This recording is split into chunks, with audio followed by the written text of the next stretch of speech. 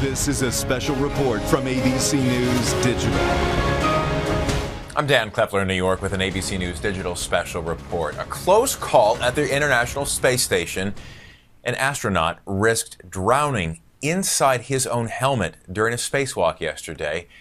And today, they are digging deep into that suit to see what the problem was. Italy's Luca Parmitano was in the first hour of what was supposed to be a 6-hour walk outside the station when he began to feel something like water filling up in his suit.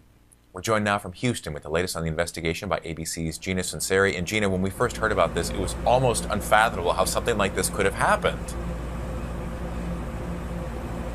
You know, Dan, NASA, in its wildest imaginations, never envisioned this scenario. An astronaut drowning in a spacesuit on a spacewalk 260 miles above planet Earth. You know, they run redundant training, they troubleshoot, they do all kinds of scenarios, but this was one they had never envisioned. Now, this morning here at the Johnson Space Center, where I am today, Luca Parmitano was conferring with a team of engineers on the ground. They're ripping that spacesuit apart, trying to figure out where all that water came from. There's a drink bag on the spacesuit. It's not like there are that many options when you're out on a spacewalk. They've got a drink bag which holds 32 ounces, and then there's a cooling system that runs through the spacesuit that holds about another gallon of water.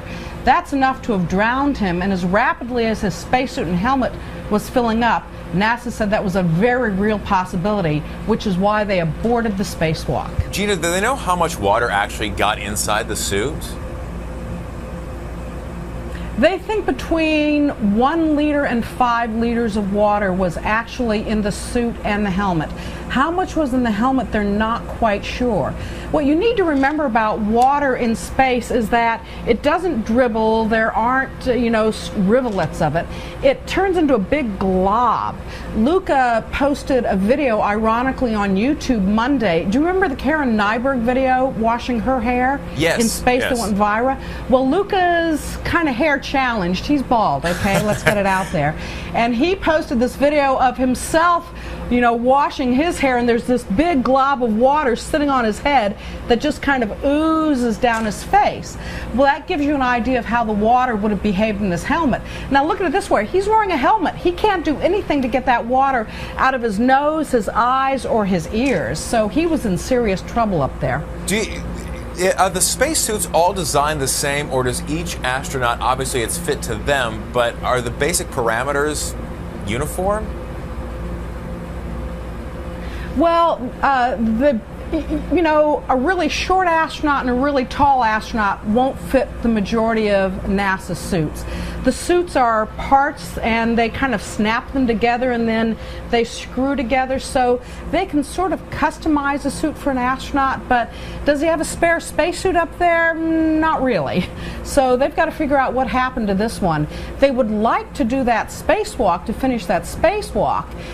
The Russians are launching another module up to the space station later this year, and they need to get a lot of wiring done before that can happen. So at some point he'll have to venture out again, but it won't be before they figure out just went horribly, terribly wrong. Right. Well, and that, which obviously leads to the question of, is NASA speculating at this point of how this is going to impact future spacewalks, or either from American astronauts, Italian astronauts, or Russians that are going to be going out?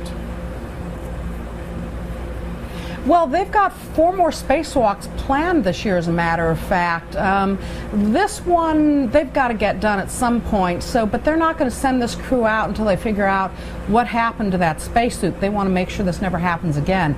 You know what's interesting? Later today, we're going to be interviewing the next space station crew that's going up, including 2 Russian cosmonauts. They're scheduled to go out on a spacewalk for the bizarrest of reasons. You know, the Olympics are being held in Sochi in 2014, correct? Right. Well, Russia is sending the Olympic torch up to the space station. And it will go out on a spacewalk with these 2 Russians on November 11th, and literally 2 days later go back to Earth.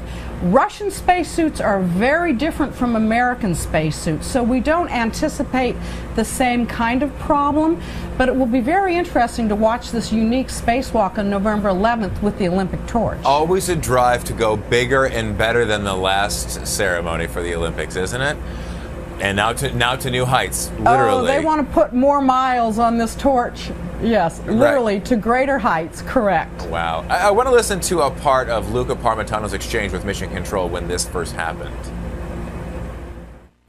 I see beads of sweat.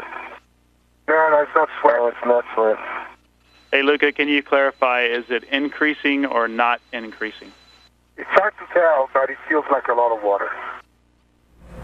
So, is he suffering any kind of effects from this today? Does he seem to have kind of calmed fears or physically had any kind of reaction to this?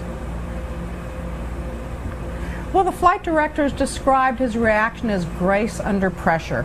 Luca is very thrilled to be up there. He viewed this as a huge opportunity. He was excited about the spacewalks. You know, being an astronaut is not for the meek. These men and women go through intensive training, survival training. They work under the most extreme conditions. And, you know, he responded gracefully. He came in, they dried him off. He tweeted yesterday he was having a little trouble hearing. You know, think of it like swimmer's ear, only when you're on Earth you can shake it out. Well, up in space, there's no gravity, so maybe they could suck it out with a vacuum. I'm not sure how they're going to solve that problem. He's talking just fine now. His hearing is still a little bit problematic. There's all that water stuck in his ear. It is amazing that you can have that kind of calm, as you pointed out, some 200 miles above the Earth's surface, and all of a sudden you have water floating around in your helmet there. Do we also know, was there a point at some point yesterday where he wasn't able to actually speak as well because the water got into his mouth? He couldn't speak, he couldn't hear. What one flight controller told me, the most heart-stopping moment in mission control was when fellow astronaut Chris Cassidy, who's a former Navy SEAL, by the way, when Chris Cassidy said to Luca, "Luca, can you hear me? If you can, squeeze my hand." That's how worried they were, because the water was filling up his ears, his nose, his mouth, so they're worried about him being able to breathe. He certainly couldn't talk, and he certainly couldn't hear.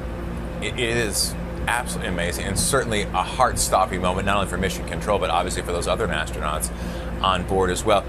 4 more walks scheduled. Routine maintenance on the space station? Experiments? Well, most of these spacewalks are routine maintenance. I don't know how you describe the spacewalk to take the Olympic torch out. I would call that show and tell in a big way. How do you write that one off, right? I'm not sure how they're going to do it, but it's going to go out. You know, Putin wants he wants this torch to have more miles than any other torch. So when you think about launching from Kazakhstan, you know, going to the space station and however long it's up there, orbiting Earth, you know, 17,500 miles an hour, right? So it takes you 90 minutes to go around Earth.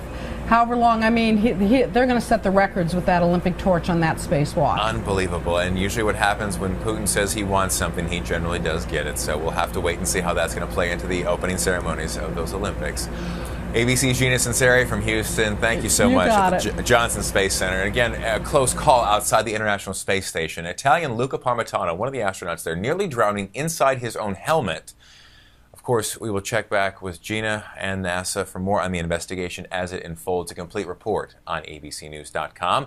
For now, I'm Dan Kleffler in New York with this ABC News Digital Special Report. This has been a special report from ABC News Digital.